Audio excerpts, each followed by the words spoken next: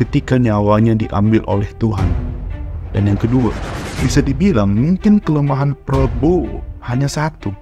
Apa yang dirasakan Prabowo dengan sejuta cobaan selama puluhan tahun mungkin tidak akan bisa dijalankan oleh manusia lain.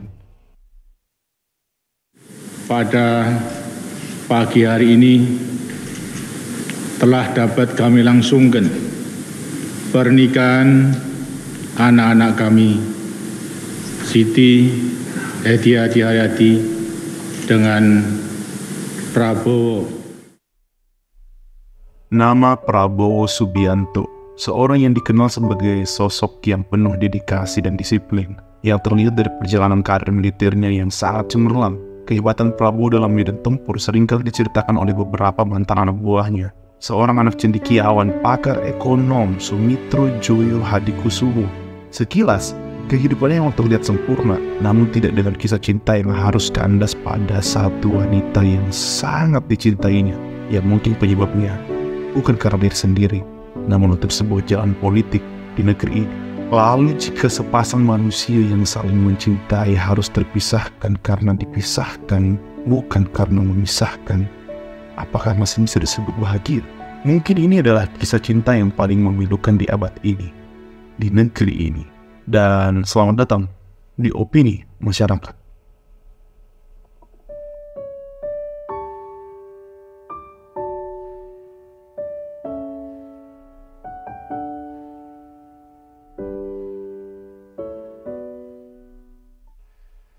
Cinta sejati adalah ketika dua jiwa bersatu, namun di balik persatuan itu ada banyak cerita yang tak selalu mudah diceritakan.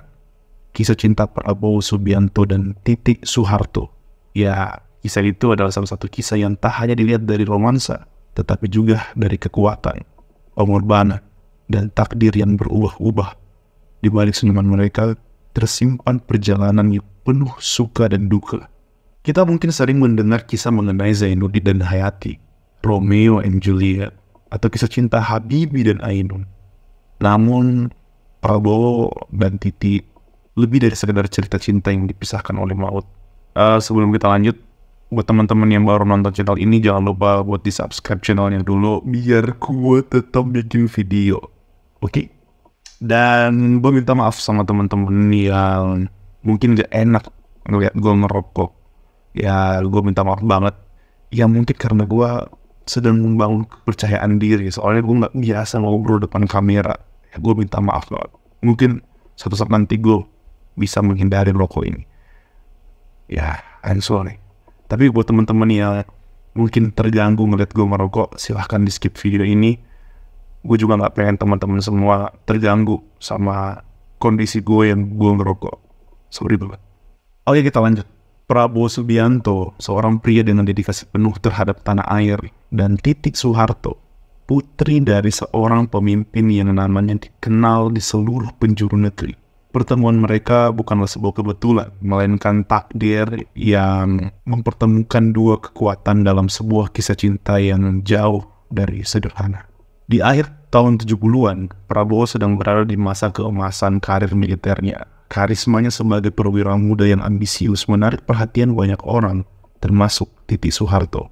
Yang meski dikenal karena status keluarganya, Titi ternyata menyimpan sisi lembut yang hanya bisa disentuh oleh cinta.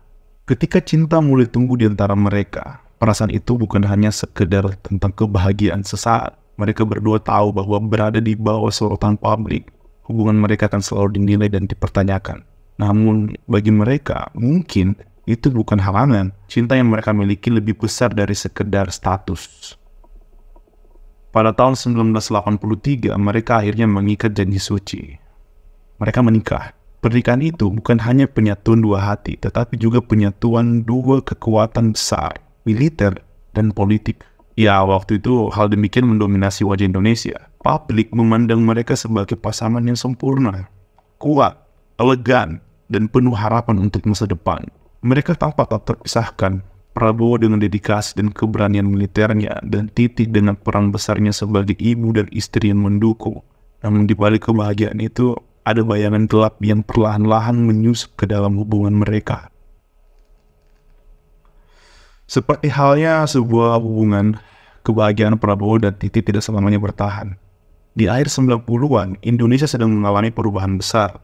Presiden Soeharto, ayah Titi, yang selama lebih dari 3 dekade memimpin Indonesia, mulai menghadapi tekanan-tekanan dari rakyat dan dunia internasional. Gue akan menggambarkan seorang singa yang dipaksa diam oleh pawangnya karena suaranya terlalu menggelegar. Kenapa?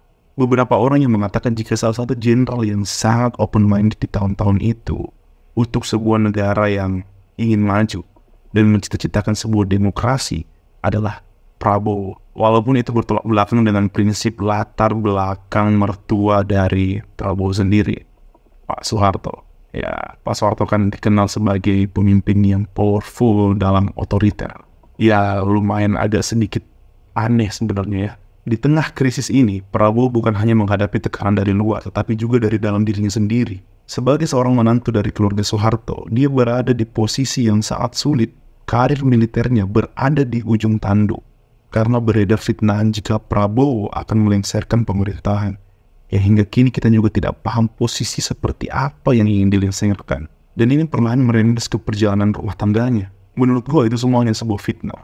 Bukan gue ngedukung Prabowo, tapi kita harus mengangkat topi untuk Prabowo di zaman itu, di karir militernya. Sebenarnya tidak ada yang benar-benar tahu kapan cinta mereka mulai goyah.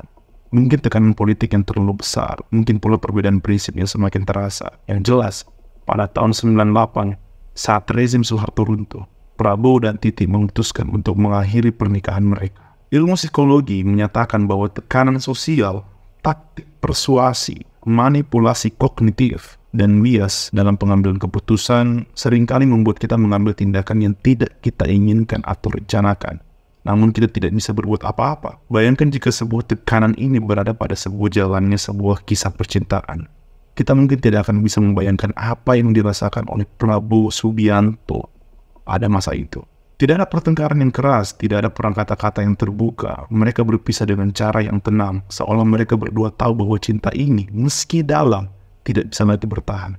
Banyak yang bertanya-tanya, apa sebenarnya yang menyebabkan perpisahan ini? Tapi mungkin, itu adalah sesuatu yang hanya bisa mereka berdua yang menjelaskan. Titi tetap menjalankan perannya sebagai ibu yang baik bagi putra sematawayang mereka. Sementara itu, Prabowo terus melanjutkan perjalanannya dalam dunia politik, mencoba menemukan tempat dalam sejarah baru Indonesia. Kita mungkin tidak akan pernah bisa paham dengan perasaannya bagaimana seseorang yang tidak pernah terbukti salah secara sah, dihina, dicaci, sampai melarikan diri dari negara yang dicintainya dan dikhianati. Ada satu hal yang menarik bagi gue yang mungkin sejak beberapa tahun yang lalu gue sadari. Jika kita mengambil sudut pandang psikologi sosial, apa yang dirasakan Prabowo dengan sejuta cobaan selama puluhan tahun mungkin tidak akan bisa dijalankan oleh manusia lain. Namun, menurut gue, ada satu hal yang bisa membuatnya bertahan dengan tetap teguh menghadapi kenyataan yang sangat pahit. Cinta. Seringkali kita lihat pasangan atau orang yang mendukung Prabowo secara politik untuk maju memperbaiki diri dalam hidup, mencoba menjadi seorang pemimpin Indonesia, dan mereka semua silih berganti. Beberapa tahun yang lalu memusuhi Prabowo, setelah itu dekat dengan Prabowo, kemudian dijauhi lagi, dikhianati lagi, dihina oleh orang yang dulu mendukungnya.